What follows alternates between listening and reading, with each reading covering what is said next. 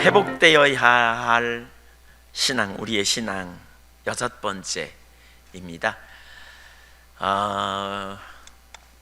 오늘은 찬양과 경배를 어떻게 해야 할 것인가에 대해서 살펴보려고 합니다. 우리가 첫 번째로 하나님의 임재를 소중히 여기는 것이다 그랬죠? 하나님 임재 안에 있어야 된다.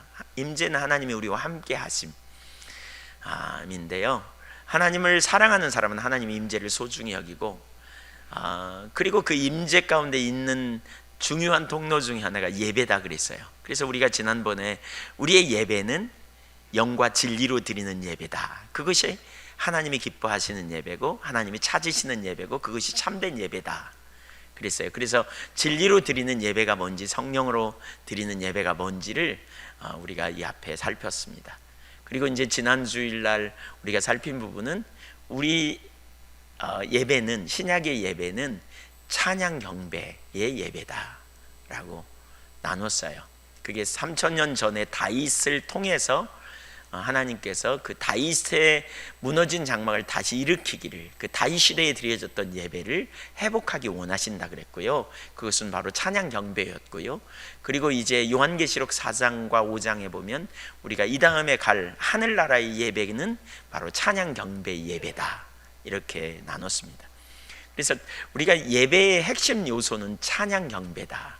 우리가 하나님께 예배를 드린다고 할 때 뭘 드리는가? 우리는 보통 말씀을 위한 수단, 말씀을 듣기 위해 마음 문을 여는 수단으로 찬양 경배를 생각하는데 그건 잘못된 사고라고 그랬어요. 하나님의 말씀을 듣는 건 너무너무 중요한데 그 앞에 우리가 하나님을 예배하는 것은, 하나님께 예배를 드린다고 할 때 찬양 경배를 드리고 우리가 헌금을 드리고 이 두 가지를 드리는 거죠. 그러니까 우리가 찬양 경배는 말씀을 듣기 위한 수단, 소위 말하면 준비 찬양이 아니라는 거예요. 예배, 그 찬양 경배 그 자체가 하나님을 향한 예배고, 그래서 진짜 중요한 게 뭐라 그랬어요? 직접 합법의 찬양이 중요하다. 그러니까 영광의 보좌를 바라보고 그분을 향하여 그분을 높이고 그분을 송축하며, 하나님을 높이며 하나님을 송축하며 우리가 하나님 앞에 믿음의 고백을 하는 이 찬양이 정말 중요한 실제적인 예배다 그랬어요. 복음성가와 경배 찬양은 달라요. 복음성가는 노래를 통해서 복음을 전하는 거가 복음성가예요. 복음성가. 찬송가 중에도 그런 찬양이 있었죠. 일하러 가세 일하러 가, 삼천리 반도 금수강산. 이거는 우리끼리 일하러 가자 이 말이지, 하나님께 일하러 갑시다 이 말이 아닙니다. 그건 찬양이 아니고요, 그거는 복음성가입니다. 그래서 최근에 나온 찬송가에는 그 곡이 빠졌습니다. 하나님을 예배하는 이게 그러니까 이건 복음성가가 아니에요. 우리는 보통 찬송가 외에는 다 복음성가라 그러는데 그 복음성가가 아니에요. 경배곡이죠. 경배. 하나님의 보좌를 바라보면서 하나님의 하나님 되심을 높이고 송축하는. 자, 찬양 경배가 그래서 아주 중요하다 그랬습니다. 그러면 오늘은 그 찬양 경배를 어떻게 할 것인가 하는 거예요. 시편 149편을 찾아보십시오. 1절과 2절을 보겠습니다. 같이 시편 149편 1절 2절 한 목소리로 같이 읽겠습니다. 할렐루야, 새 노래로 여호와께 노래하며 성도의 모임 가운데서 찬양할지어다. 이스라엘은 자기를 지으신 이로 말미암아 즐거워하며 시온의 주민은 그들의 왕으로 말미암아 즐거워할지어다. 아멘. 여기 1절에 보니까 할렐루야, 새 노래로 여호와께 노래하라, 새 노래로 여호와께 노래하라 그랬죠. 성도의 모임 가운데, 여기 성도라는 말은 하시딤이라는 히브리어인데 그것은 하나님 사랑하는 자들이 모이는 모임에서 뭐 하느냐? 찬양하라는 거예요. 찬양. 누구를요? 하나님을. 어떻게요? 새 노래로 노래하라는 거예요. 그러니까 학자들 중에는 이 시가 포로기 이후에 성전을 건축하고 헌당할 때 지은 시로 봅니다. 그때 하나님을 사랑하는 무리들이 하나님의 일에 헌신하고 또 하나님을 기쁘시게 하기 위해 모인 무리들이 하나님을 새 노래로 찬양하라 이렇게 말하고 있다고 봐요. 찬양은 선택이 아니에요. 하나님의 백성들에게 주신 특권이에요. 찬양은 최상의 예배라 그랬어요. 우리가 지난주에 봤죠. 우리가 하나님을 만날 수 있는 중요한 통로이기도 하고요. 출애굽기 29장 42절에 하나님은 예배를 통해서 뭐하냐? 우리와 만나기 원하신다 그랬어요. 예배는 그냥 일정한 의식을 지키는 게 아니고 하나님과 만남이에요. 인격체이신 하나님을 만날 때 우리의 예배가 강력해요. 그래서 적극적인 자세가 필요해요. 시편 103편에 보면 내 영혼아 여호와를 송축하라, 내 속에 있는 것들아 다 그의 거룩한 이름을 송축하라. 그러면서 내 영혼아 여호와를 송축하며 그의 모든 은택을 잊지 말지어다. 그가 내 모든 죄악을 사하시며 내 모든 병을 고치시며 내 생명을 파멸해서 속량하시고 인자와 긍휼로 관을 씌우시며 좋은 것으로 내 소원을 만족하게 하사 내 청춘을 독수리같이 새롭게 하시는도다. 이렇게 말하죠. 자기 영혼을 향해 구체적으로 촉구합니다. 주님께서 이루신 일을 잊지 말고 찬양하라고 촉구합니다. 하나님은 우리와 함께 하시려고 우리를 구원하셨고요, 그러므로 우리는 하나님 앞에 있습니다. 그래서 우리가 하나님을 인식하는 것이 매우 중요한데, 바로 찬양 경배를 드릴 때에 우리의 찬양을 통해 우리는 하나님을 인식하는 자리로 가게 돼요. 보통 우리가 그러잖아요. 여러분 입에서 찬양이 흘러나오고 찬양의 가사를 생각해 보세요. 누구를 생각해요? 하나님 생각하게 되잖아요. 그래서 찬양을 통해 우리는 하나님께로 나가요. 어려운 순간에도 찬양을 하다 보면 그 찬양의 가사를 생각하고 그러면 하나님을 향해 우리의 초점이 가게 되고요, 이렇게 하나님을 찾을 때 하나님이 만나주세요. 만남이라는 말은 하나님이 누구이신지 알게 되고 하나님이 이루신 일이 깨달아지고 하나님의 의도가 뭔지를 우리가 알게 되는 거죠. 그래서 하나님과 만남이 있으면 매우 강력해요. 모든 염려가 내려지고 두려움이 사라지고요. 왜냐하면 하나님의 관점을 갖기 때문에 하나님께 맡길 수 있어요. 여러분 인생을 살면서 스트레스가 많잖아요, 그렇죠? 제가 정말 바쁘잖아요. 지금 엄청나게 바쁩니다. 지금 몇 주째 거의 하루도 쉬는 시간 없이 그냥 갑니다. 내일 또 아침에 일어나면 극동방송에 가서 녹화하고요, 또 11시에 가면 그 연애 실행부에 참석했다가 바로 또 부산에 가서 저녁부터 집회합니다. 그러니까 정말 빡빡한 시간을 보내고 있습니다. 근데 그럼에도 불구하고 육신은 참 지친다는 생각이 드는데 영적으로는 지쳤다는 생각이 잘 안 들어요. 제가 왜 그럴까 생각해 보니까 주님과 만남이 있기 때문에 그래요. 만남이 있으면 염려가 내려져요. 주님께 다 맡겨지거든요. 주님 앞에서 모든 염려가 내려지고 주님 앞에서 두려움이 사라지고, 주님이 아시면 돼. 어떤 사람들과 관계에 스트레스 받아도 주님이 이 사실 모르시나 다 아셔. 그러면 어떻게 해요? 주님께 맡기면 돼요. 그래서 마음속에 섭섭함이나 원망이나 쓴뿌리가 다 내려지는 거죠. 주님 안에 있기 때문에. 그래서 이렇게 이해할 수 없는 상황 가운데서도 우리가 하나님을 이렇게 찬양하고 경배를 선택하며 나가는 게 정말 중요해요. 여기 이 시인은 그렇게 말하죠. 시편 103편에서 우리의 모든 죄악을 사하시고 병을 고치시고 생명을 파멸해서 속량하셨다. 이거 잊지 말라. 우리가 찬양할 이유가 있어요. 환경이 잘 나가기 때문에, 문제가 없기 때문이 아니에요. 뭐라고요? 여기 주님의 구속의 은혜를 생각해 보라는 거예요. 십자가를 생각해 보라. 하나님께서 우리 가운데 이루신 일을 생각해 보라. 여러분, 우리가 죄인임이 틀림이 없습니까? 저는 아주 중요한 말씀을 좀 나누고 싶습니다. 저를 보십시오. 예수 믿은 지 30년 이상 되신 분 손 들어보세요. 죄송합니다. 손 들라 그래서. 근데 한번 손 들어보세요. 30년 이상 됐다는 한. 네. 20년 이상 되신 분 다 손 들어 포함해서. 30년 하니까 많지 않네요, 그렇게. 네.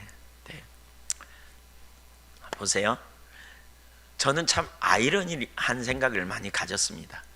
왜 예수를 믿는데 이렇게 오래됐는데도 왜 자꾸 흔들릴까? 예수를 믿은 지 막 50년 됐다는데도 염려가 있거나 문제가 있으면 왜 이렇게 자주 흔들리고 왜 이렇게 뒤집어질까? 그러다가 어느 날 깨달았어요. 그게 뭐냐면 기본이 약해서 그렇구나. 많은 사람들이 이론으로는 하나님이 누구인지 알아요. 머리로는 알아요. 근데 그게 자신의 삶에 적용이 안 되는 것 같아요. 적용이 안 돼요. 그 염려가 있을 때 흔들리는 거죠. 문제가 있을 때 뒤집어지는 거죠.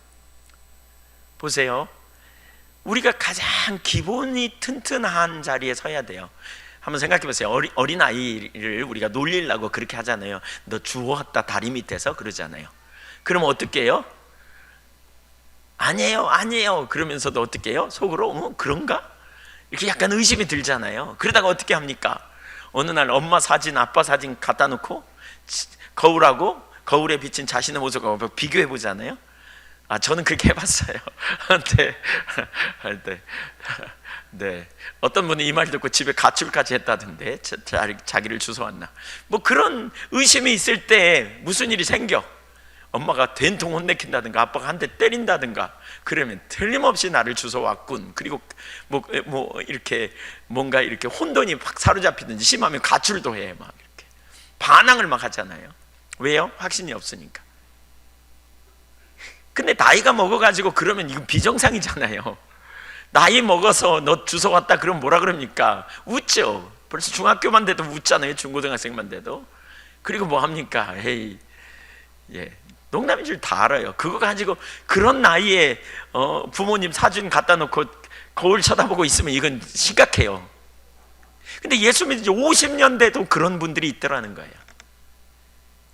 예수 믿은 지 40년 50년 됐어도 조금 어려움이 오면 주님이 날 사랑하나? 정말 하나님이 나를 사랑하시는 거 맞나? 정말 내가 주님의 자녀 틀림없나? 의심으로 확 사로잡히고 뒤집어져요. 그러니까 어려움 가운데 조금만 오면 의심이 오고 뒤집어지는 걸 원수 마귀가 공격해가지고 완전히 뒤집어 놓는 거죠. 그러니까 뭐예요? 그냥 두렵고 불안하고 초조하고 잠도 안 오고 밥맛도 없고 인생에 소망이 없는 것 같고 바람에 밀려 요동하는 것처럼 그렇게 되는 거죠. 왜 그럴까요? 기본이 안 돼서 그래요. 기본. 여러분이 그런 상태에 있으면 기본으로 가야 돼요. 그럼 그 기본이 어디입니까? 바로 여기 시인처럼 주님이 우리 가운데 이루어 놓으신 일을 봐야 해요. 그게 뭡니까? 십자가입니다. 십자가. 가만히 생각해 보세요. 저는 과거에 이런 생각 되게 많이 했습니다. 혼돈이 올 때마다 내가 죄인인 거 맞는가? 아무리 생각해 봐도 제가 심각한 죄인이더라고요. 소망이 없어요. 근데 그런 나를 위해서 하나님의 아들이 십자가에 달려 죽으심, 맞아요. 내가 죄인이었고 주님 없이는 난 소망이 없는 자여서 예수님이 나를 위해 이 땅에 십자가를 지시고 내 모든 죄를 깨끗게 하셨다는 사실을 인식할 때 그 예수님을 내 마음의 구주로 영접하고, 그렇게 되면 뭐죠? 나는 주님의 자녀가 됐어요. 그럼 성경에 하나님의 아들이 이 땅에 오신 것은 나를 살리기 위해 오셨고 내가 그분 안에 있기 때문에 그분은 나를 가장 완전한 길로 인도하실 것을 분명히 보겠더라고요. 여러분, 이거 되게 중요합니다. 되게 중요해요. 성경이 이런 생각을 많이 해요. 너 생각 좀 해봐라 그러잖아요. 생각. 무엇을 먹을까 마실까 입을까 염려 마라. 예수님이 그러잖아요. 그러면서 뭐라 그래요? 들에 피는 백합화를 생각해봐라. 공중에 나는 새를 보라. 저들이 수고하지 않고 길쌈하지 않아도 너희 천부께서 먹이신데 하물며 너희일까 보냐, 이렇게 말하죠. 바울 사도도 그렇게 노마의 교회에 있는 그 노마서에 편지를 쓰면서 이렇게 말합니다. 노마서 8장 31절 이하에 이게 다 질문으로 된 거 아세요? 예, 만일 하나님이 우리를 유하신다면 누가 우리를 대적하겠느냐? 이렇게 묻습니다. 의문문입니다. 생각해봐라. 만일 하나님이 너를 유하신다면 누가 너를 대적하겠냐? 아무도 대적 못한다, 이거죠. 왜 일반적으로 말하지 않고 의문문을 했을까요? 그 다음에는 뭐라 그래요? 자기 아들을 아끼지 아니하시고 내어주시니가 어찌 아들과 함께 모든 것을 더해주지 아니하시겠느냐? 이 의문문입니다. 생각해보라는 거예요. 여러분, 이 기본적인 것에 우리가 결론이 나야 돼요. 결론이, 분명한 결론이. 내가 죄인임에 틀림이 없나? 맞나? 맞다. 그러면 이런 나를 위해 하나님의 아들이 오셨구나.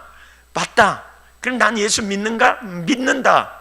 그러면 하나님의 아들이 오심은 바로 나를 구원하기 위해 오신 것이고 내가 그분의 보혈의 공로로 의롭게 되었고, 예수님의 십자가를 우리가 볼 때 갈라디아서 2장 20절에서 말하는 것처럼 후반부에 나를 사랑하사 나를 위하여 자기 자신을 아끼지 않으신, 버리신 하나님의 아들을 믿는 믿음 안에서 이제 내가 사는 것인데 그분은 나를 가장 좋은 길로 인도하신다. 이런 결론이 내려지기를 축복해요 합니다. 그렇다면 문제가 뭐든지요, 어떤 상황이 닥치든지 우리는 뒤집어지지 않아요. 하나님의 하나님 되심을 인정해요. 그래서 뭐예요? 낙망하지 않아요. 환경이. 왜냐하면 그렇게 되어야 고린도전서 10장 13절에 감당할 시험 외에는 주시지 않고 시험 당할 쯤에 피할 길을 내시는 주님의 그 피할 처방을 우리가 찾아가면서 하나님을 경험하는 기회가 된다고요. 근데 주님에 대한 신뢰, 기본이 안 돼 있기 때문에 위기가 오면 주님을 찾고 의지하는 자리에 가기보다는 환경을 바라면서 낙담하고 좌절하고 뒤집어져 버리기 때문에 하나님 영광을 경험하지 못하는 거죠. 그래서 우리가 지난주 봤죠. 시편 42편 기자가 뭐라 그럽니까? 11절에 내 영혼아 네가 어찌하여 낙심하며 어찌하여 네 속에서 불안하여 하는고 너는 하나님께 소망을 두라. 나는 그가 나타나 도움으로 말미암아 내 하나님을 여전히 찬송하리로다. 하나님을 향한 예배, 찬양 경배는 선택이에요. 여러분, 우리의 예배가 더 깊이 자라지 못하는 이유가 뭔 줄 아십니까? 소극적이고 수동적인 자리에 있기 때문에 그래요. 환경이 좋고 분위기가 좋으면 하나님을 찬양해요. 그런데 좀 어려움이 오면 뒤집어져요. 그러지 말라는 거예요. 그렇게 하지 말라는 거예요. 찬양 경배는 우리가 그 모든 환경을 꿰뚫고 그 환경 너머에 계시는, 우리가 저기 하늘에 먹장구름이 끼어있다면 그 먹장구름 너머에 있는 태양을 꿰뚫어 볼 수 있는 것처럼 환경 너머에 계시는 주님을 믿음으로 볼 수 있게 해주는 게 믿음의 선택으로 드리는 예배를 통해서 그게 가능해요. 제가 과거에 그런 간증을 여러 번 했죠. 과거에 정말 어렵고 힘든 상황에 하나님을 이렇게 믿음으로 선택한 게 뭐냐면 신실하신 하나님 찬양을 많이 했다 그랬잖아요. 신실하신 하나님, 신실하신 주, 나의 주 하나님은 신실하신 하나님. 환경이 좋아서 이 찬양을 불렀던 게 아니에요. 막 죽을 것 같았어요, 사실 그 상황이. 근데 제가 믿는 하나님이 신실하신 하나님인 걸 성경이 분명히 말하고 있어요. 그러니까 그 하나님을 제가 신뢰하지 못하면 제 삶 존재 기반 전체가 의미가 없겠더라고요. 제가 목회하는 의미가 없겠더라고요. 그래서 하나님 당신은 신실하십니다, 이 찬양을 반복적으로 한 거죠.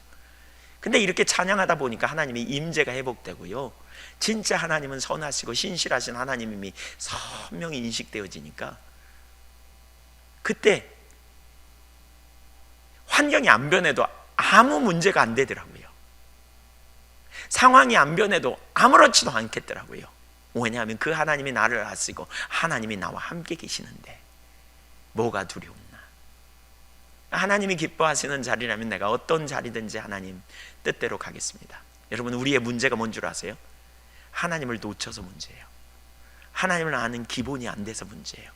그래서 마틴 노이드 존스 목사님이 그런 표현 했다지 않아요? 우리 신앙인이 가진 어려운 문제의 99%는 하나님을 모른다는 데 있다. 하나님 몰라서 그래요. 기본에 충실하자고요. 기본에. 말씀이 진리임을 알고 성경이 진리임을 알고 성경에서 말하는 하나님이 진리임을 안다면 우리는 어떻게 돼요? 속사람이 강건케 돼요. 우주 만물을 창조하신 분이 하나님이시고 우리의 눈이 환경을 꿰뚫어 그 너머에 있는 하나님을 인식할 수 있다면 우리는 매우 담대할 거예요. 왜 우리가 죽음을 두려워합니까? 죽음 너머에 있는 세계를 몰라서 그래요. 제가 최근에 그런 생각을 가졌어요. 어떻게 천국을 잘 소개할 수 있을까? 요즘 그런 이슈를 많이 생각합니다. 어떻게 하나님 나라를 잘, 그 천국, 우리가 돌아갈 내본향 하늘나라, 이 땅에서 이 천국만이 아니고 돌아갈 하나님 나라를 잘 소개할 수 있을까, 이런 생각을 합니다. 영화 오두막이라는 영화를 우리 본 적이 있잖아요. 그 오두막이라는 영화에 보면 딸이 강도를 만나가지고 그 유괴당해가지고 죽어요. 이걸 본 아버지가 너무 상심해가지고 막 방황합니다. 막 너무나 고통스럽게. 그리고 가정이 막 깨집니다. 그런데 하나님 특별한 은혜로 하나님 만나주시고, 그리고 그의 그런 그 아픔을 치유해 주시고, 그에게 천국에서 자기 딸이 얼마나 아름답고 평안하게 사는지를 보여주십니다. 그리고 그 딸이 아빠 나 너무 좋다고 막 이렇게 말하는 걸 듣게 합니다. 그런 다음에 그 아빠는 조금도 딸이 먼저 이렇게 죽게 된 것에 대해서 슬퍼하지 않습니다. 조금도. 여러분, 우리가 돌아갈 내보냥 하늘나라가 얼마나 좋은지 안다면 우리 이 땅에서 죽음에 대한 공포 갖지 않을 거요. 이 땅에 집착하지 않을 거요. 그날을 사모할 거요. 그리고 누군가가 먼저 갔다 그래서 우리는 그렇게 고통스러워하고 슬퍼하지 않을 거라고요. 그리고 우리도 그 나라에 가기를 소망할 거고요. 우리는 기본적인 진리, 성경이 말하고 있는 진리가 우리의 삶의 실제가 될 수 있기를 간절히 원합니다. 그래서 요한웨슬리는 그분에게 초점을 두고 이렇게 하려고 애썼더라고요. 해 아래 나의 마음을 더불어 나누려고 당신과 경쟁하는 무엇이 내 안에 있습니까? 그것을 내 마음에서 뜯어내시고 홀로 다스리옵소서. 내 마음 속에 모든 움직임의 주님이시여 타고난 성향의 물줄기, 자기중심성이죠. 전체를 되돌려서 우리의 모든 행동이 그 근원이신 주님을 향해 가도록 하옵소서. 당신의 사랑이 길 안내자 되게 하시고 당신의 영광이 나의 목표가 되게 하옵소서. 당신이 나의 행하는 모든 일의 목표가 되십시오. 당신의 사랑이 내 평생에 나와 함께 하옵소서. 그리고 당신을 찬양하는 것이 나의 유일한 일이 되게 하여 주옵소서. 믿음으로 모든 상황 속에서 주님을 찬양하는 저와 여러분이 되기를 주님의 이름으로 축원합니다. 주님의 높고 위대하심을 내 영혼이 찬양하네. 우리 이런 찬양을 해보세요. 우리의 초점이 주님께로 향하지 않아요? 주님의 높고 위대하심. 그럴 때 우리가 어떻게 합니까? 환경에 반응하지 않고 주님께 반응해요. 그리고 우리가 찬양 경배를 선택할 이유가 여기 있어요. 모든 상황 속에서 주를 찬양할지라. 주는 나의 큰 소망, 큰 구원이시라. 내 영혼이 확정되어 싸우니 믿음의 눈 들어 주를 바라봅니다. 내 영혼을 확정하였습니다. 하나님, 믿음의 눈으로 주님을 봅니다. 그때 우리에게 영적인 눈이 열리고요, 우리가 주님을 보고요, 그때 우리가 담대하게 승리하는 놀라운 역사가 있다니까요. 네. 믿음으로 하나님을 경배하는 일, 찬양하는 일을 선택할 수 있기를 축복합니다. 어디서든지 그렇게 하세요. 어떤 순간에든지. 그러면 주님을 만나고요, 우리 삶에 놀라운 역사가 있어요. 두 번째, 새 노래로 찬양해야 합니다. 시편 149편 1절을 보세요. 할렐루야, 새 노래로 여호와께 노래하며 성도의 모임 가운데 찬양할지어다. 새 노래로 여호와께 노래해라 그랬어요. 여호와께 노래하되 뭘로요? 새 노래로 하라 그랬어요.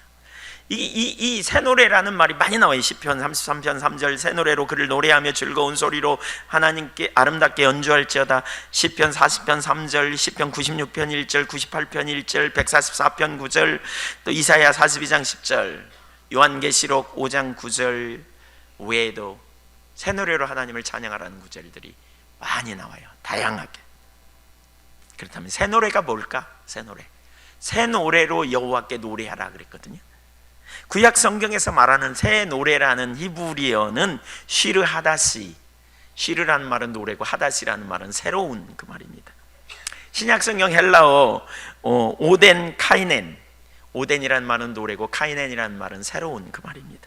새로운 노래를 불러라 그 말입니다. 근데 여기서 카이넨이나 하다시라는 그 단어가 시간적인 의미의 새로운 이런 의미라기보다는 질적인 새로운 노래 그 말입니다. 질적으로 새로운 이 말입니다. 곧 하나님과 신선한 만남 가운데서 부르는 새로운 노래 그 말입니다. 신선한 노래 그 말입니다. 영어 번역으로는 뉴송이라고 번역하고 있는데 그것은 시간적인 새로움이 아니라 질적으로 새로운 이 말입니다. 질적으로 새롭게 노래를 불러라. 기존 우리가 찬송가를 부를 때 예를 들면 나 같은 죄인 살리신, 우리 이 찬양 막 부르잖아요 같이. 근데 이런 찬양을 습관처럼 불러서 나중에 그 의미도 잘 몰라. 그러니까 매너리즘에 빠지는 거죠, 우리가. 그러기가 쉽죠. 예, 약할 때 강함 대신에 뭐 주 예수보다 더 귀한 것은 없네. 우리 이렇게 부르긴 불렀는데 무슨 찬양했는지도 다 몰라. 그냥 그 가사에 의미도 담겨져 있지 않고. 이렇게 부르지 말라는 거예요. 이렇게 부르지 말라는 거예요. 옛날 찬양 부르지 말라 이 말이 아니고요, 신선한 주님과의 만남 가운데 그 가사 하나하나의 의미를 담아서 하나님을 찬양하라, 그 말입니다. 신선한 노래로 하나님을 찬양한다고 할 때 두 가지를 이해할 필요가 있는데, 하나는 새 노래로 부르려면요, 새 노래를 부를 때 하나님이 행하시는 새 일과 관련이 있어요. 새 일, 하나님이 새 일을 이루실 때 우리는 새 노래로 하나님을 찬양할 수 있어요. 이사야 43장 19절에 보면 이렇게 말합니다. 보라, 내가 새 일을 행하리니 이제 나타낼 것이라. 너희가 그것을 알지 못하겠느냐? 반드시 내가 광야의 길을, 사막의 강을 내리니. 그러면서 21절에 보면 이 백성은 내가 나를 위하여 지었나니 나를 찬송하게 하려 함이라. 새 일을 이루시는 이유가 뭐라고요? 주님을 찬송하게 하려고. 새 일을 이루시는 주님을 만날 때 주님을 찬송하라는 거죠. 주님을, 예, 새 일을 행하심을 보면서 하나님이 놀라운 일을 이루실 때 저절로 찬양이 나오는 거죠.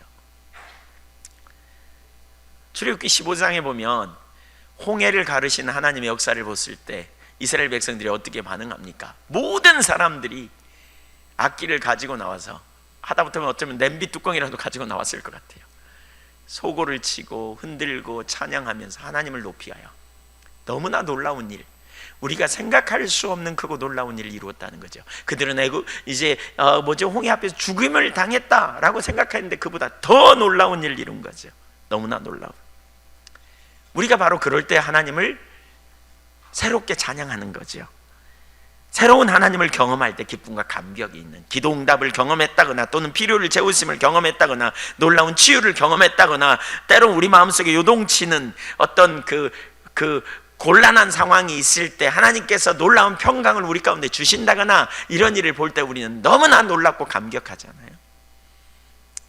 이번에 거제 열방교회 가서 집회할 때 마지막 시간에 하나님께서 정말 귀한 일을 하시더라고요. 이렇게 마지막 시간 집회 마치고 그냥 이렇게 기도하고 마치려고 했거든요. 그동안 기도 사역을 많이 했기 때문에 너무 피곤하고 또 지치고 그래서. 근데 그 순간에 어떤 감동을 주셔서 거기 거제 열방교회 성도님들 건축하면서 너무 힘들고 어려웠는데 그분들 나오게 해서 이렇게 기도해드렸어요. 그런데 정말 그 시간에 하나님 많이 만지시고 위로하셨어요. 혼돈이 있고 관계로 인한 어려움이 있고 이런 분들이 회개하고 돌이키고 하나님 앞에 재헌신하는 그런 놀라운 회복이 있었어요. 이건 사실 사람으로 나온 계획이 아니고요, 하나님께서 인도하셨어요. 제가 끝나고 나서 너무나 기쁘더라고요. 화장실 가서 아싸 이렇게. 근데 하나님, 너무 감사합니다. 너무 놀랍습니다. 그랬습니다. 하나님 정말 신납니다. 하나님 행하시는 일을 볼 때 저절로 찬양이 나오는 거죠. 주님 정말 놀랍습니다. 여러분이 어떤 일을 막 기도해 왔는데 그 일이 이루어질지 말지 고민했는데 하나님이 그 일을 놀랍게 행하셨다면 무슨 생각이 들어요? 와, 주님 정말 놀라우십니다. 그렇게 우리가 하나님을 새롭게 우리가 예배하게 되는 거죠. 두 번째로 또 다른 한 가지는 이미 이루어진 일인데 어느 날 새롭게 깨달아져요. 그때 우리가 뭐예요? 기쁨과 감격이 있죠. 기쁨과 감격. 예를 들면 구원의 역사는 이미 오래전에 이루어졌잖아요. 예수님 우리를 구원해 놓으신. 그런데 어느 날 그 말씀이 새롭게 깨달아지면서 구원의 감격을 발견하게 돼요. 그것으로 인해서 이전과 비교할 수 없는 새로운 열정과 감격으로 하나님을 찬양하게 되는 일이 일어나는 거죠. 제 아내가 그 405장 뭐 이런 찬양 과거에 많이 불렀는데 어느 날 본인이 죄인임을 깨닫고 너무나 고통스러워하고 힘들어하는 가운데 바로 예수님만이 유일한 구원자이심을 선명히 깨닫게 될 때에 울면서 그 찬양을 하는 거 있죠. 나 같은 죄인 살리신 주님의 은혜가 너무나 놀랍습니다. 이미 2000년 전에 주님이 구원을 이루어 놓으셨는데 그게 깨달아진 거죠. 새롭게 자꾸 깨닫게 되는 이런 일들. 시편 98편 1절에 새 노래로 여호와께 찬송하라. 그는 기이한 일을 행하사 그의 오른손에 놀라운 거룩한 팔로 자기를 위하여 구원을 베푸셨음이로다. 시인은 자기 조상들을 애굽에서 건져내신 출애굽의 감격을 새삼스럽게 깨달았습니다. 오래전 이루어진 일입니다. 근데 그걸 새삼스럽게 깨닫게 될 때 감격하는 거죠. 예레미야 선지자는 예레미야 애가에서 자기 민족이 멸망당하는 경험을 하게 되자 너무 마음이 슬퍼요. 그리고 쑥과 담즙을 먹는 것처럼 힘들었다는 거예요. 근데 그런 상황이에요. 어느 날 아침에 문득 깨달아졌어요. 뭐가요? 주의 인자는 무궁하고 주의 자비는 한이 없는 걸 깨달아요. 아침마다 새롭고 늘 새로움을 깨달아요. 그래서 그가 뭐예요? 하나님을 찬양해요. 주의 인자는 끝이 없고 주의 자비는 무궁하며 아침마다 새롭고 늘 새로우니 주의 성실이 큽니다. 주는 대단히 성실하신 분입니다. 그걸 깨닫고 소망으로 넘쳐 하나님을 찬양하는 거죠. 시편 73편 기자는 의인이 고통을 당하고 악인이 형통하는 모습을 보고 고민하고 혼돈에 빠져 있다가 어느 날 성소에 들어가서 악인의 결국을 깨닫고 하나님께서 행하신 놀라운 역사를 깨달을 때 나는 무지하여 짐승과 같았다라고 고백하면서 하나님을 높이고 송축합니다. 사실 이런 일이 우리 가운데 많이 경험되어지는 거죠. 우리가 하나님을 인식하지 못하면 우리의 예배는 매너리즘에 빠져요. 습관이 돼요. 습관이 돼요.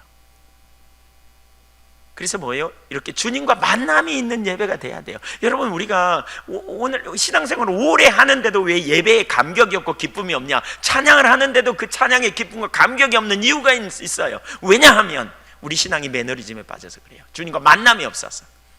주님의 말씀이 깨달아져 보세요. 와, 하나님 너무나 놀랍습니다. 하나님 정말 너무너무 감사합니다. 우리의 찬양이 정말 진정한 고백이 되고요, 그 가사 하나하나에 온 마음을 실어서 우리가 하나님을 예배하겠죠. 근데 그런 감격이 없어. 그러니까 찬양을 하는데 일어서서 그것도 30분이나 잘 모르는 찬양을 하니 얼마나 지겹겠어요. 네, 지난주에 나눴죠. 천국에 가면 우리 30분만 찬양하는 게 아니고 하루 종일 찬양해요. 24시간. 찬양 지겨우면 천국에 갈지 계산해 봐야 돼요. 요한계시록 4장과 5장을 잘 읽어보세요. 천국에서는 밤낮으로 찬양해요. 네. 근데 왜 그렇게 찬양해도 지치지 않을까요? 물론 신령한 몸으로 변화돼서 지치지 않는 몸을 가지고 있고요, 그 하나님을 알기 때문에, 하나님과 신선한 만남이 있기 때문에 그 감격과 기쁨으로 하나님을 높이는 일이 너무너무 소중한 일인 걸 보기 때문에 그렇게 찬양할 수 있을 거예요. 여러분, 우리의 예배가 왜 깊어지지 않는 줄 아세요? 주님과 만남이 없기 때문에 그래요. 그래서 우리가 말씀을 읽고 묵상하는 게 되게 중요해요. 하나님의 말씀이 깨달아지고 비춰져 보세요. 주님이 얼마나 놀라운지. 개인적으로 주님을 찾는 가운데 주님이 누구이신지 알고 내가 염려와 근심이 있다가 하나님께 맡겼더니 하나님께서 기가 막히게 그 모든 상황을 해결해 나가시는 걸 경험하는 일들이 우리 가운데 자주 있어 보세요. 그리고 나와서 예배해 보세요. 여러분, 한 분 한 분이 그런 만남이 있는 채로 주일날 와서 예배해 보세요. 거기 있는 가사 하나하나가 내 마음의 실제적인 고백이 되고 진정한 경배로 우리가 나아간다면 하나님 강력한 임재로 함께 하실 거예요. 우리가 이런 예배가 돼야 돼요. 이런 예배가 우리 가운데 돼야 돼요. 예배는 주님과의 만남이라 그랬어요. 우리가 예배를 통해 주님과 만남이 있게 될 때 우리 예배는 그래서 더 깊어져요. 예배를 통해서 하나님을 알게 되고 하나님의 의도와 목적을 알면서 하나님의 행하심을 보면서 우리는 더 깊은 예배로 나가요. 그래서 예배를 생물이다 이런 표현이에요. 예배는 살아있다는 거예요. 예배를 죽일 수도 있고 예배를 더 살릴 수도 있다. 더 깊이 갈 수도 있다. 우리가 주님과 만남이 있으면, 우리의 찬양, 우리가 주님을 만나면 우리는 그 가사 하나하나를 진정으로 예배하고 감격과 기쁨을 가지고 하나님이 너무나 놀라운 하나님이심을 알고 하나님의 은혜를 우리 가운데 부어주시는 하나님을 안다면 얼마나 우리가 하나님을 향하여 절박한 마음을 가지고 나갈 수 있겠는가. 저는 하나님이 임재하시면 진짜 놀라운 일이 일어난 걸 알거든요. 그래서 찬양 중에 오소서 진리의 성령님 이런 찬양하잖아요. 그런 찬양할 때 너무나 절박하게 주님이 우리 가운데 임재하시기를 사모하는 마음으로 찬양이 돼요.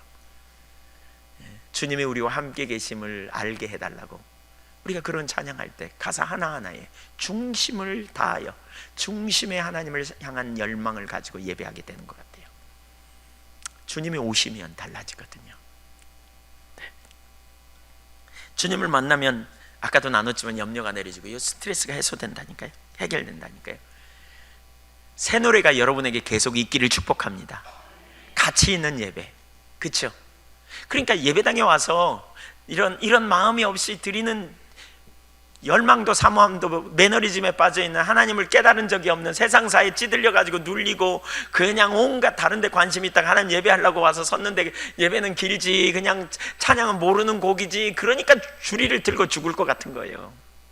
주님과 만남이 있어 보세요.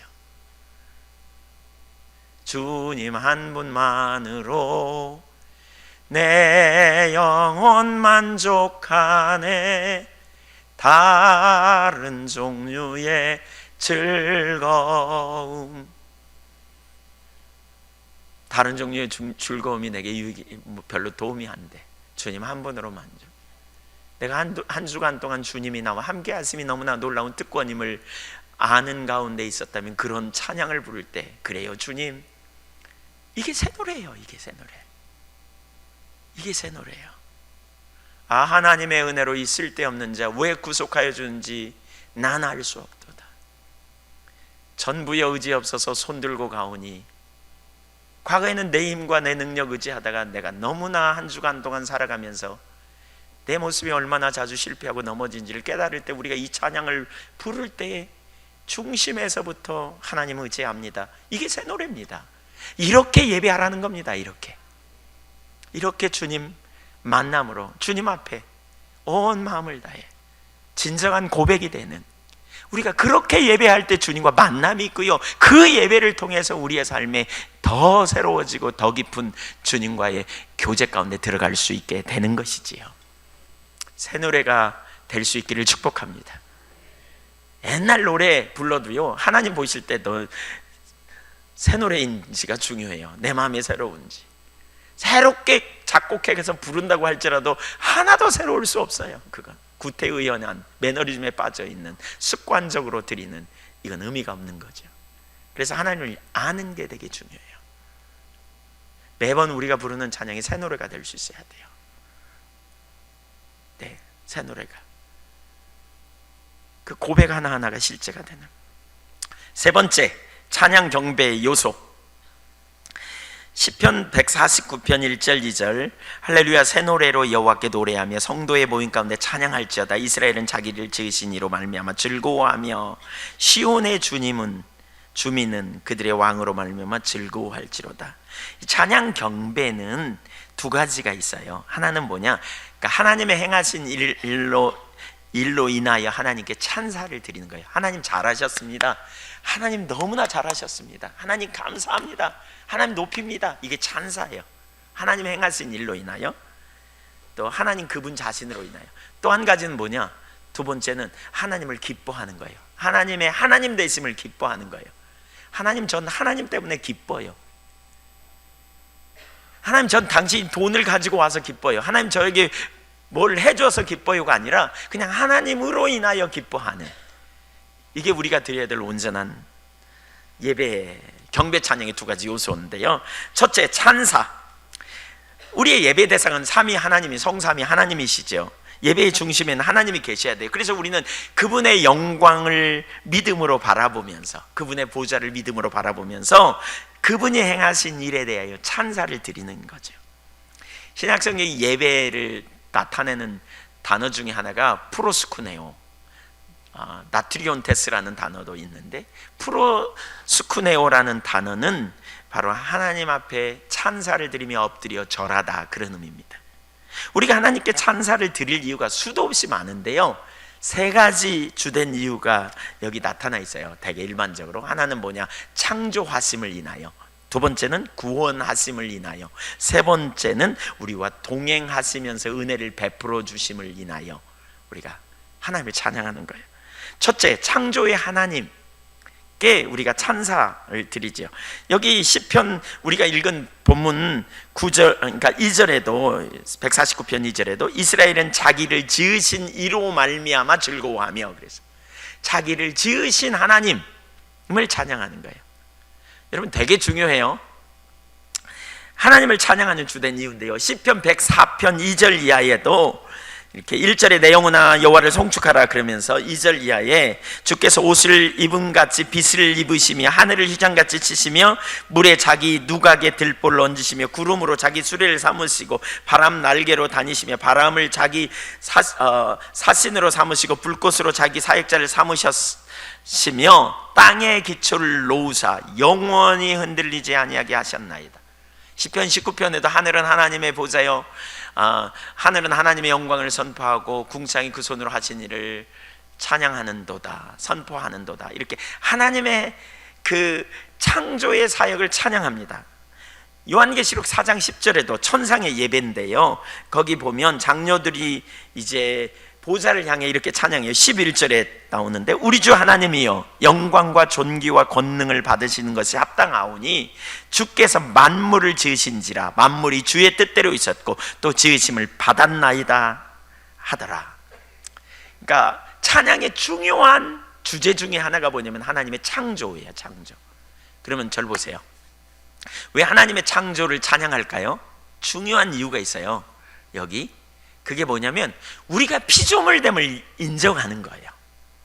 아담이 타락하면서 나타난 문제가 뭐예요? 너 피조물처럼 살 필요 없어, 이렇게 말하거든요. 그래서 선악과를 결국 따먹은 거죠. 근데 우리가 주님을 예배할 때 가장 기본적인 자세가 뭐냐? 하나님은 창조주요 나는 피조물임을 인정하고 서는 거예요. 하나님은 주권자임을 인정하고 나가는 거예요.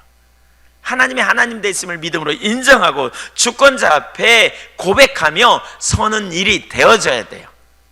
창조주 하나님 앞에 그렇게 설 때에 우리가 승리하는 거죠. 그러니까 피조물됨을 분명히 인정하는 행위, 이게 바로 경배 찬양의 중요한 요소 중에 하나예요. 어떤 사람들은 웅대한 자연을 보면 뭐라 그래요? 제가 그 백두산에 전에 이제 백두산 거기 선교 갔다가 백두산에 이렇게 올라갔더니요, 진짜 엄청나더라고요. 굉장히 점에 보니까 웅장하더라고요. 우와. 근데 일부의 사람들은 이렇게 해요. 주님의 높고 위대하심을 내 영혼이 찬양하네. 일부는 모여서 이렇게 해요. 이 누구예요? 기독교인이에요. 근데 어떤 사람들은 누구예요? 샤머니즘적 사고에 있는 사람들은요, 자연을 숭배합니다. 자연을 하나님의 창조물로 보지 않습니다. 자연에 신적인 요소가 있다고 생각해 자연을 숭배해요. 숭배하지 않을 것을 숭배해요. 이게 우상 숭배거든요. 우리 그리스도인은 알아요. 하나님 외에 다른 모든 건 피조물임에 불과해요. 그래서 우리는 만물을 들어 하나님을 찬양하라, 이렇게 고백하는 거죠. 이게 겸손이에요. 창조주를 찬양하는 것은 겸손함으로 내가 피조물입니다 라는 그런 믿음의 고백인 거예요. 두 번째, 구원하신 하나님을 찬양하는 거예요.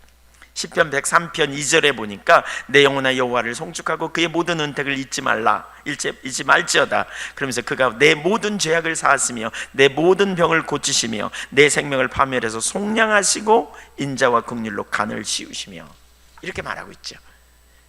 구원의 은혜, 대속의 은혜, 날 구원하신 주님. 우리가 주님의 자녀가 된 것은 주님의 전적인 은혜지요. 내가 죄와 사단과 사망의 종로로 타는 삶을 살 수밖에 없는 자인데, 그런 나를 위하여 하나님의 아들이 십자가에 달려 죽으시고 내 모든 죄를 영원히 구원하신 주님의 은혜와 사랑을 생각한다면 이게 우리의 예배의 제목이 되는 것이지요.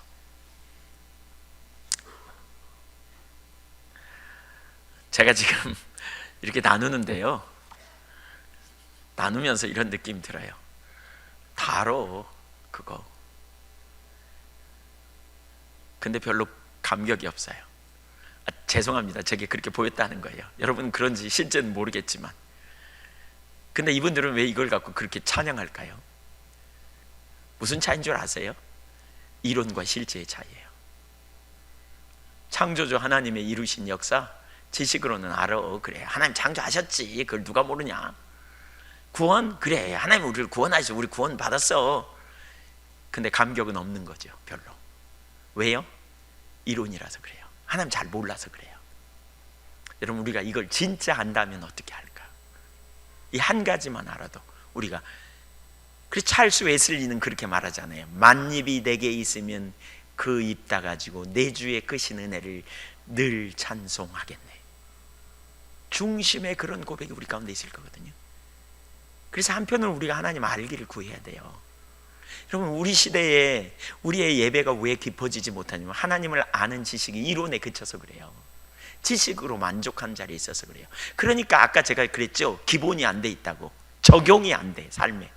그러니까 능력이 없는 거예요, 우리 가운데. 진짜 하나님을 안다면 우리가 문제 가운데 콧받치고 낙심하고 좌절하고 내 뜻대로 안 된다고 뒤집어져 있지 않을 거거든요. 어떤 상황 속에서도. 어떤 상황 속에서도.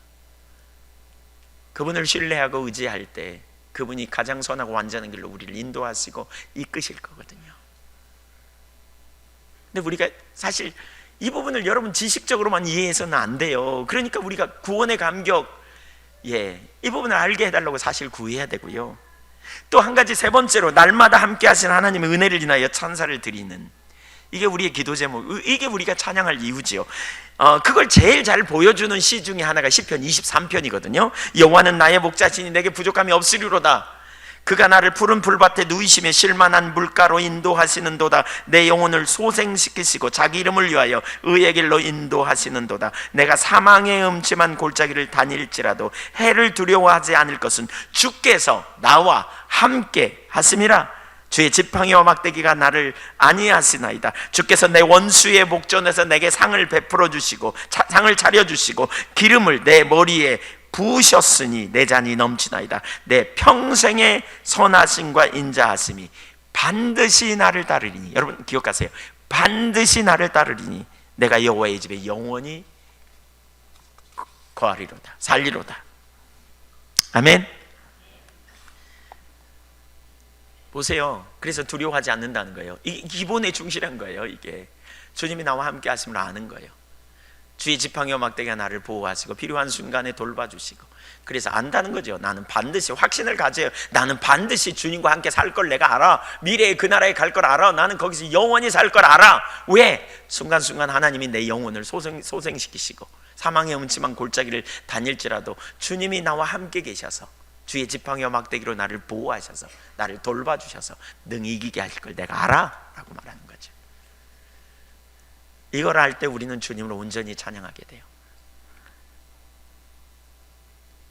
관건은 주님을 아는 거라니까요. 그 주님을 아는 거. 여러분이 그렇게 주님을 찬양할 때 그 감격이 없다면, 새로운 노래가 안 된다면 주님 알게 해달라고 구하셔야 돼요. 그래서 하나님께 찬사를 드리는 거죠. 하나님 정말 잘하셨습니다. 이걸 알면 온전히 정말 잘하셨습니다. 정말 감사합니다. 정말 놀랍습니다. 이렇게 우리가 하겠죠. 그렇죠? 그 하나님을 향해. 근데 이론이라서 우리가 깊이 하나님을 못하는 거죠. 두 번째, 기뻐하는 겁니다. 경배 찬양의 중요한 요소 중에 하나는 기뻐하는 거예요. 149편 2절에 보니까 이스라엘은 자기를 지으신 이로 말미암아 즐거워하며 시온의 주민은 그들의 왕으로 말미암아 즐거워할지어다. 5절도 같이 한번 읽을까요? 시작. 경배 찬양의 중요한 요소 중에 하나는 기뻐하는 겁니다. 하나님을 기뻐하는 것. 뭘 기뻐하느냐? 하나님을 기뻐하는 겁니다. 근데 말이에요, 많은 경우에 우리가 거기까지 잘 못 나가요. 에이든 토저가 쓴 예베냐 시오냐라는 책이 있는데 거기서 이렇게 말해요. 조지 왓슨 박사의 말을 인용해서 이렇게 말해요. 그러니까 인용하는데요, 거기서 왓슨 박사는 뭐라 그러냐면 예배에는 두 가지 수준이 있다. 어떤 수준은 감사하는 수준이다. 이 감사의 수준은 뭐냐면, 그러니까 대부분의 사람들이 감사의 수준을 넘지 못한다. 그건 뭐예요? 받으면 하는 예배, 받으니까 뭔가 잘 되니까 분위기가 좋으니까 예배하는 이 수준을 벗어나지 못한다는 거예요, 대부분의 사람들이. 근데 이 수준이 있고 또 하나는 탁월함의 수준이 있다, 이렇게 말해요. 그러니까 우리의 예배는 탁월함의 수준으로 가야 한다, 이렇게 말해요. 그러니까 오늘 사실 많은 경우에 신앙에 대한 왜곡된 이해가 있습니다. 신앙을 어떻게 이해하냐면 우리가 하나님을 찾으면 하나님께 복 받는다, 이런 의식을 가져요. 마치 정한수 물 떠놓고 비나이다 비나이다 천지신명께, 그러면 천지신명이 감동 먹어갖고 우리의 뭔가 문제를 해결하고 자녀 잘 되고 돈 잘 벌리게 하고, 이런 개념으로 이해하기가 쉬워요. 근데 성경이 말하는 신앙은 그게 아니에요. 그건 거짓 신앙이에요. 성경이 말하는 신앙은 뭡니까? 하나님이 먼저 우리를 택하시고 먼저 우리를 위하여 아들을 아끼지 않고 내놓으심으로 구원의 길을 여셨고, 우리를 초대하셨고, 그러니까 먼저 우리를 찾으러 오셨고 우리를 초대하셔서, 우리가 누구든지 예수님을 구주로 영접하면 우리에게 아빠 노릇 해주시는 분이 하나님이세요. 그분이 아빠 노릇 해주실 때 그분이 돌봐주시고 필요를 채우시고 우리를 인도하시는 그 결과가 뭐냐? 따라오는 결과가 복이에요. 근데 우리는 복을 앞세워요. 그래서 복 받기 위해 하는 거예요. 관심이 온통 자기 중심에 있어요. 자기 문제 해결, 자기 자녀 잘 되는 것, 세상에서 잘 되는 것, 여기에 초점이 있고, 그럼 복 받으려면 어떻게 해야 될까? 하나님을 어떻게 기쁘시게 할까? 이렇게 신앙생활 하는 사람은 하나님을 수단으로 두는 사람이에요. 하나님은 성경에 어디 하나님이 수단되라 그랬어요. 하나님은 존재를 다해 우리가 사랑해야 될, 바꿔 말하면 하나님은 우리의 목적이 되는 분이에요. 근데 하나님을 수단으로 여기는 건 그건 거짓 신앙이에요. 그런 신앙 체계를 벗어나지 못하기 때문에 오늘날 아무리 많은 헌신과 아무리 많은 희생을 가져도 사실은 하나님 편에서 볼 때 탁월한 예배가 아니라 감사 수준을 못 넘어가는 거죠. 그냥 어떤 수준을 못 넘어가요. 복 받으면 감사하고, 그렇지 않으면 원망하고 불평하고 투덜거리고, 그러니까 하나님을 전혀 몰라. 하나님이 누구인지도 모르고 진정으로 하나님을 예배하는 자리까지 가지도 못하는 거죠. 예레미야의 시대에 보면 오늘날로 말하면 인도까지 가서, 여기서 인도까지 가가지고 향품과 유향을 수입해다 제사를 드리는 것처럼 그렇게 나름대로 고가의 예배를 드렸어요. 근데 사업 그 이면에 하나님이 제사를 받지 않아요. 왜 그럴까요? 그 양품을 받지 않아요. 왜 그럴까요? 그들은 자기 목적하는 바를 이루기 위해 그렇게 했다는 거죠. 관심이 자기에게 있어요. 하나님에게 있지 않아요.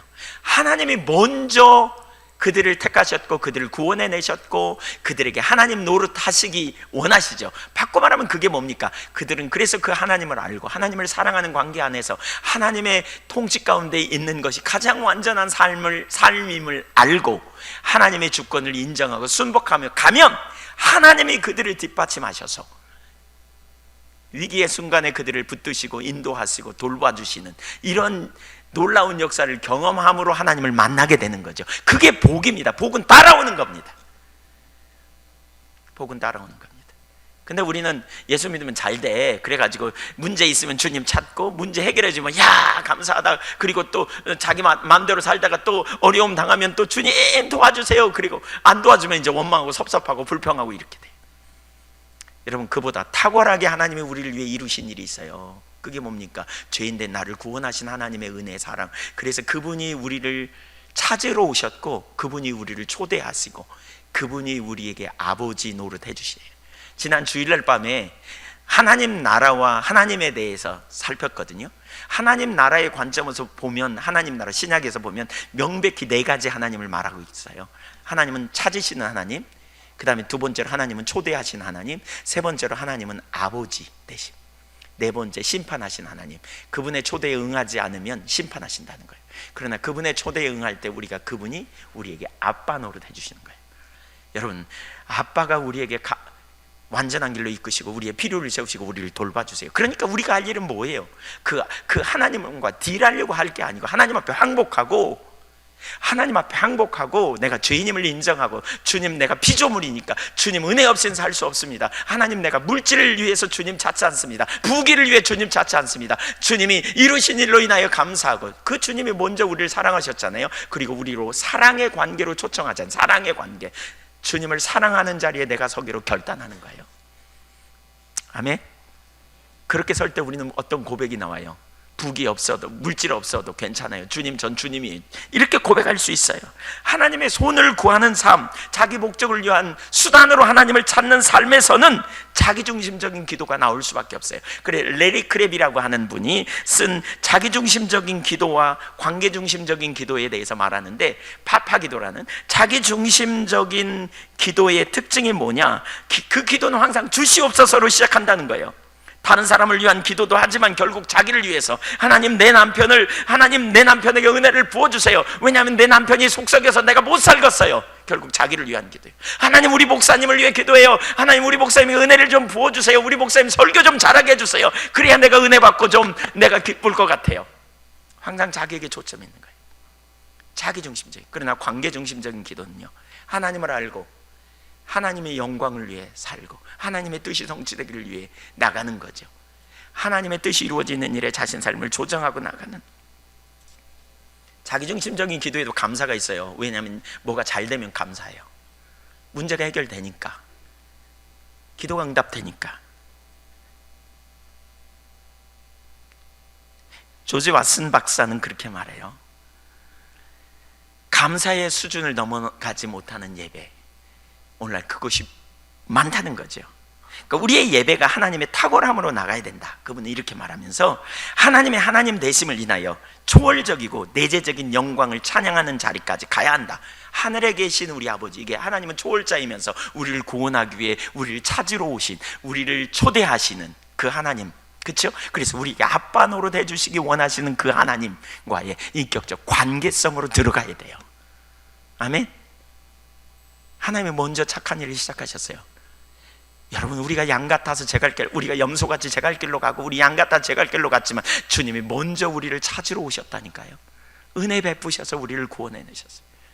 우리는 그분과의 관계를 회복하는 게 우선이고요, 그분과의 관계를 회복하면서 그분을 알기를 원하고 그분을 사랑하는, 사랑의 첫 번째는 존중히 여기는 거라 그랬죠. 그래서 그분의 뜻이 가장 완전함을 신뢰하고 우리가 믿음으로 나아갈 때 하나님이 그때부터 우리에게 통치하시고 운행하셔서, 우리 가운데 운행하셔서 우리를 도우시고 우리를 인도하시고 우리의 삶에 놀라운 생명이 넘치는 능력 있는 삶을 살게 된다니까요. 아멘. 하나님 기뻐하는 거예요. 그래서 어떤 순간이든지 그분이 행하신 일로 인하여 찬사를 드리지만 우리의 예배가 거기만 머물면 부족해요. 더 나아가 하나님 되심을 인하여 기뻐하는 거예요. 그분의 섭리를 받아들이는 거죠. 그래서 지난주에 봤죠. 사도행전 16장에 바울과 신라가 사도행전, 아니 그 뭐죠? 그 에베소에 가가지고 복음을 전하다가 잡혀갔어요. 두드러 맞았어요. 얼마나 욱신거리고 아플까요? 그런데 그 밤중에 감옥에 갇혀서 하나님을 찬양하기 시작한다니까요. 그때 하나님이 너무나 놀라운 일을 그들을 통해 이루어 주잖아요. 상황이 잘 돼서 하나님을 찬양하는 게 아니에요. 하나님을 기뻐함으로. 이게 하나님을 사랑하는 자가 부르는 거죠. 하나님을 사랑하는 자가 하나님을 기뻐해요.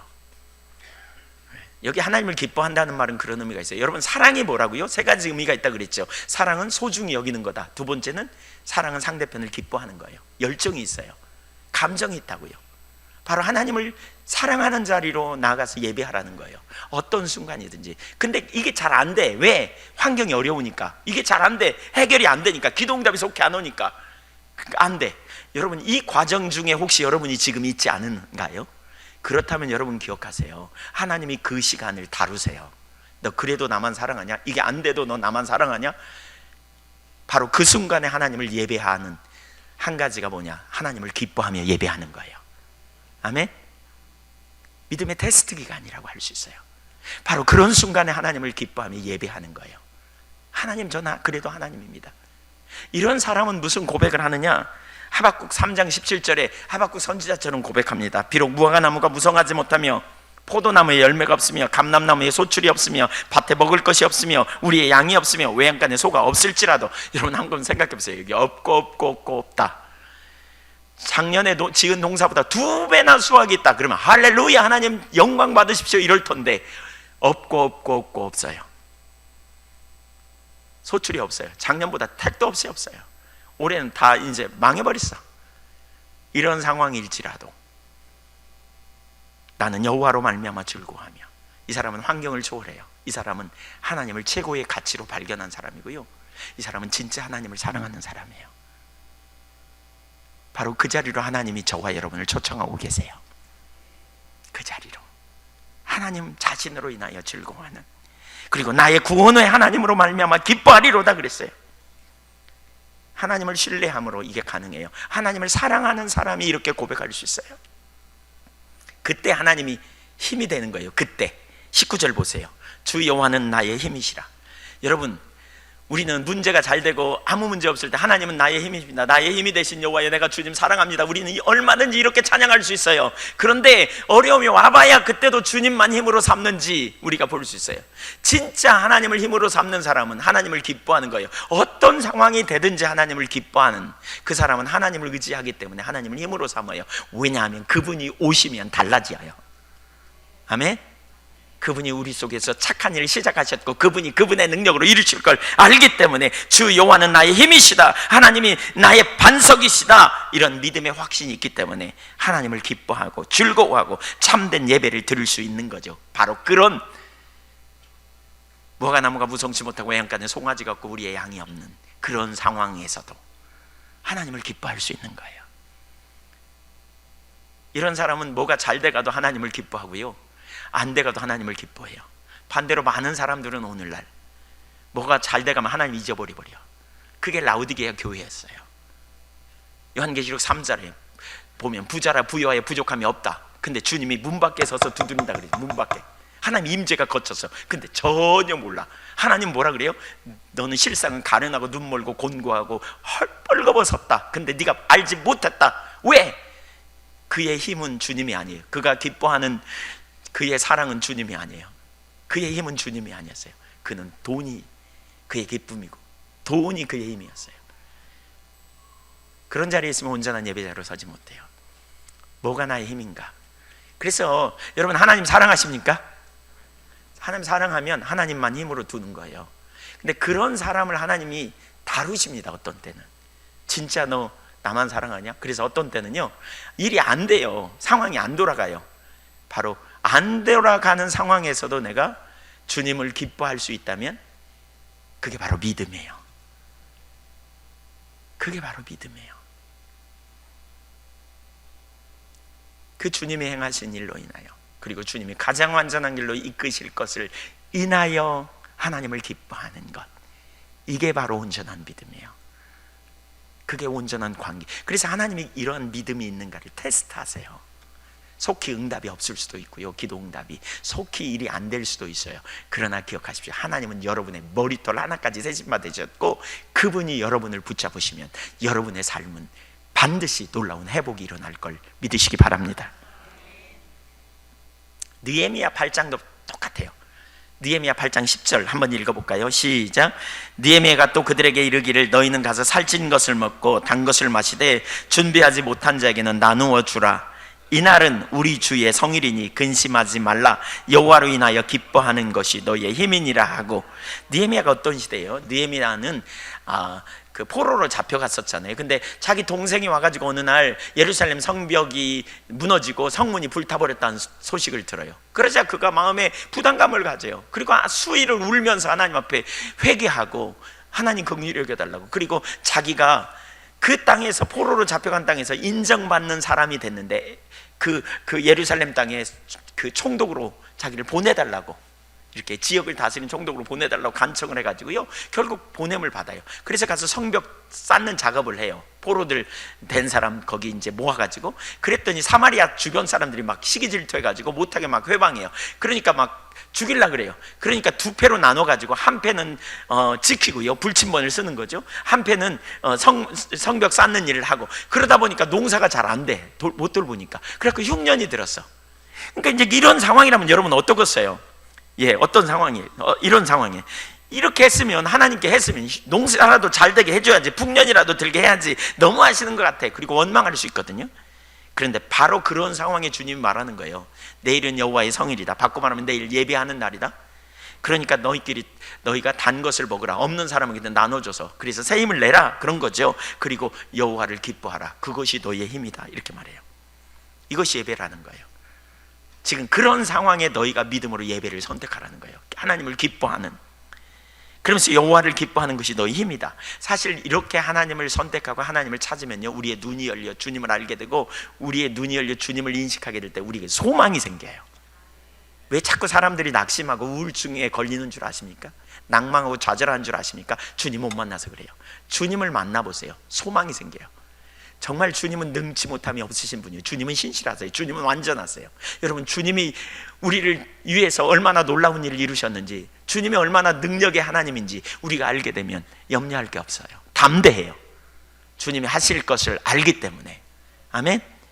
관점은 뭐냐? 내가 여전히 환경을 꿰뚫어 환경 너머에 주님을 봐야 되는데 여전히 환경 아래 눌려서 그래요. 그래서 주님을 모르는 거예요. 그러니까 낭망하고, 그러니까 좌절하고, 그러니까 혼돈해요. 하나님 앞에 온전한 예배로 나가야 돼요. 믿음으로 선택하며 예배를 나가야 돼요. 시편 기자의 말처럼 어떤 상황에서든지 내 영혼아, 네가 어찌하여 불안하고 낭망하여 하느냐? 너는 여호와를 바라라. 구원의 하나님을 바라라. 너를 구원하신 주님을 보라. 네가 죄인이었지 않느냐? 그럴 때 하나님께서 당신의 아들을 아끼지 않고 너를 구원하신 그 주님의 사랑을 보라. 너는 그 은혜 아래서 구원받은 자냐? 아들을 아끼지 않으신 하나님이 너를 위해 무엇을 안 해주겠느냐? 왜 낭망하냐? 믿음으로 그 하나님을 찾고 그 하나님을 예배하기로 선택하는 거예요. 주님을 기뻐하는, 주님이면 충분해요. 여러분, 주님 한 분으로 충분하다고 고백하실 수 있으세요? 아직 주님을 잘 몰라서 전 그렇게 잘 못하겠다고 할 수도 있어요. 괜찮아요. 그렇다면 주님을 알게 해달라고 구하세요. 그러나 여러분이 주님 한 분으로 충분하다고 고백할 수 있다면 믿음으로 선택해 가는 거예요. 하나님을 올바로 예배할 수 있도록. 사실 다윗도 마찬가지예요. 시편 28편 1절 2절 7절 8절에 보면 다윗이 그렇게 말하거든요. 1절에 내가 무덤에 들어가는 것 같습니다. 너무나 어려운 상황이었던 것 같아요.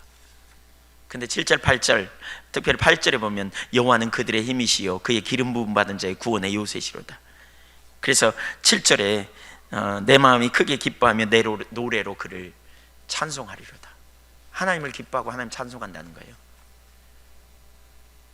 여러분 중에 지금 무덤에 내려가는 자 같이, 그게 말하자면 죽음을 생각하는 거잖아요. 그런 정도로 힘든 분 계세요? 어쩌면 다윗은 지금 그런 상황인데 여호와를 기뻐하기로 선택하고 있어요. 어쩌면 여러분은 그런 정도까지는 안 될 거예요, 아마. 아니, 상대적이니까 다 어려워요. 상대적이니까. 다윗이 그런 상황인지 몰랐지만 나도 지금 어렵습니다, 이렇게 말하는 분 계실 거예요. 근데 바로 그런 순간에 여호와를 기뻐하는 믿음의 선택을 할 수 있기를 축복합니다. 우리가 그렇게 예배하면 주는 신실하셔서 우리를 구원하시고 우리를 인도하시고 우리가 가장 최선의 자리, 완전한 길로 이끄시는 능력의 주님이심을 믿으시기 바랍니다. 우리는 바로 그 주님을 예배한, 그리고 그 주님께 믿음으로 예배를 선택해 가는 거예요. 환경은 죽을 것 같지만 하나님은 능력의 하나님이세요. 환경으로는 구원의 여망이 없지만 주님은 능히 구원하실 능력이 있는 신실하신 하나님 되심을 믿으시기 바랍니다. 지금 하나님이 혹시 여러분 테스트하고 계시는지도 몰라요. 기도했는데 속히 응답도 없고 뭔가 되어질 기미도 별로 안 보이고, 그때 어쩌면 하나님에 대해 너무 하는 것 같아 원망하는 마음이 들 수도 있어요. 근데 바로 그런 순간에 여러분 중심을 살펴보세요. 내가 주님을 기뻐하기로 선택할 것인지, 믿음으로 하나님을 기쁘시게 하는 삶을 선택하면, 하나님이 아브라함을 테스트하잖아요. 독자 이삭을 바치라고. 보통 문제가 아닙니다, 이거. 근데 아브라함은 기꺼이 선택합니다. 그러자 하나님이 내가 드디어 네 믿음을 보았다 그러지 않아요? 그리고 맹세까지 하면서 뭐예요? 내가 너의 후손을 축복하리라고 하시잖아요. 하나님 한 분으로 충분. 하나님과 딜하려고 하지 마세요. 아브라함이 그렇게 했으니까 이 기간만 어떻게 잘 넘기면 내가 잘 되겠지. 하나님 중심에 안 속습니다. 진짜 하나님이 어떤 분인가를 여러분이 바라보시고 하나님 앞에서 믿음의 고백이 될 수 있어야 돼요. 그렇게 참된 예배자로 서면, 네, 이게 찬양 경배예요. 이게 경배 찬양이에요. 경배 찬양의 요소들이 많이 있는데 그거 다 내려놓고요. 이게 우리에게 경배 찬양의 의미예요. 요소이고요. 저와 여러분이 그렇게 설 수 있기를 간절히 소원합니다.